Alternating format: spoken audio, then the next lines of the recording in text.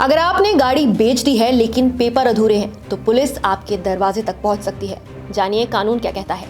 लाल किला इलाके के पास हाल ही में हुए विस्फोट के बाद पुलिस जांच ने एक अहम मुद्दे को फिर से उजागर किया है। गाड़ी बेचने के बाद उसका रजिस्ट्रेशन ट्रांसफर ना करना। ये लापरवाही सिर्फ एक कागजी गलती नहीं है बल्कि कानूनी मुसीबत का दरवाजा खोल सकती है। अगर आपकी पुरानी गाड़ी किसी अपराध में इस्तेमाल होती है और रजिस्ट्रेशन सर्टिफिकेट यानी आरसी अब भी आपके नाम पर है तो पुलिस सबसे पहले आपके दरवाजे पर दस्तक देगी। दिल्ली पुलिस की जांच में ये बात सामने आई कि विस्फोट में इस्तेमाल की गई Hyundai i20 कई हाथों से होकर गुजरी थी, लेकिन उसका अंतिम रजिस्ट्रेशन पुराने मालिकों के नाम पर ही था, न कि उसके नाम जिसने गाड़ी में ब्लास्ट को अंजाम दिया।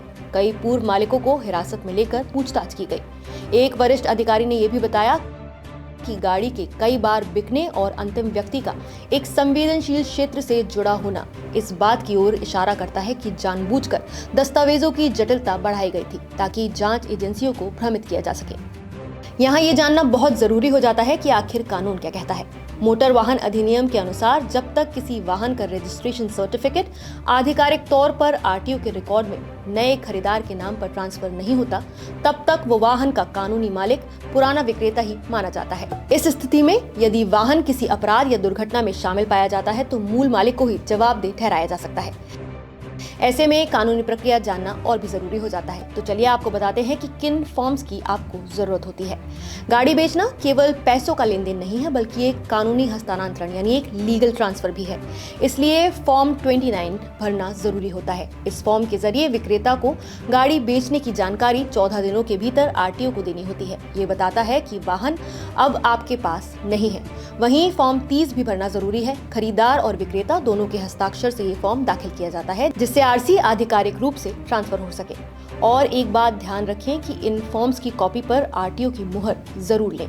सिर्फ साइन किए गए खाली फॉर्म्स कभी न दें और जब तक आरसी नए नाम से जारी ना हो जाए प्रक्रिया पर लगातार नजर बनाए रखें।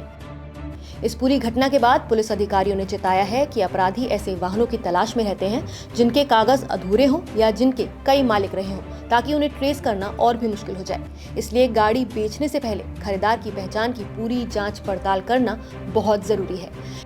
अब आपको ये भी बता देते हैं कि गाड़ी बेचने के लिए आपके पास फॉर्म 29 और 30 के अलावा किन डॉक्यूमेंट्स का होना जरूरी है। सबसे पहले तो आपके पास ओरिजिनल और वैध आरसी का होना जरूरी है। इंश्योरेंस सर्टिफिकेट जिससे गाड़ी को बेचते समय उसके इंश्योर्ड होने की पुष्टि हो।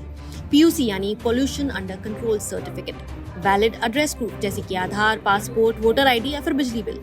अगर गाड़ी लोन पर ली गई है तो फाइनेंसर से नो ऑब्जेक्शन सर्टिफिकेट लेना भी जरूरी है। इसके अलावा एक कागज पर गाड़ी के चेसिस नंबर का इम्प्रिंट यानी छाप होना भी जरूरी है। यदि खरीदार ट्रांसफर प्रक्रिया में देरी कर रहा है या संपर्क में नहीं आ रहा तो तुरंत अपने नजदीकी पुलिस स्टेशन में लिखित शिकायत दर्ज करवाएं। ये शिकायत इस बात का सबूत होगी कि आपने अपनी ओर से खरीदार की लापरवाही पूरी तरह से नोट की है और अब आपका इसमें कोई हाथ नहीं है। भविष्य में कोई भी कानूनी विवाद होने पर ये रिकॉर्ड आपके पक्ष में काम करेगा। तो लाल किला ब्लास्ट जैसे मामलों ने ये स्पष्ट कर दिया है कि गाड़ी बेचने के बाद अधूरे दस्तावेज रखना सिर्फ लापरवाही नहीं बल्कि संभावित कानूनी संकट का कारण बन सकता है। इसलिए अगली बार जब भी आप अपनी कार बेचें तो याद रखें, रजिस्ट्रेशन ट्रांसफर सिर्फ औपचारिकता नहीं, आपकी कानूनी सुरक्षा की गारंटी है। फिलहाल इस वीडियो पर आपकी क्या राय है, हमें कमेंट करके जरूर बताइए। नमस्कार, मैं हूं मानक गुप्ता। अगर आपको हमारा ये वीडियो पसंद आया हो तो इसे लाइक और शेयर जरूर करें और हाँ, हमें सब्सक्राइब और फॉलो करना ना भूलें ताकि आप देश और दुनिया की कोई खबर मिस ना करें। तो जुड़े रहिए हमारे साथ और देखते रहिए News 24।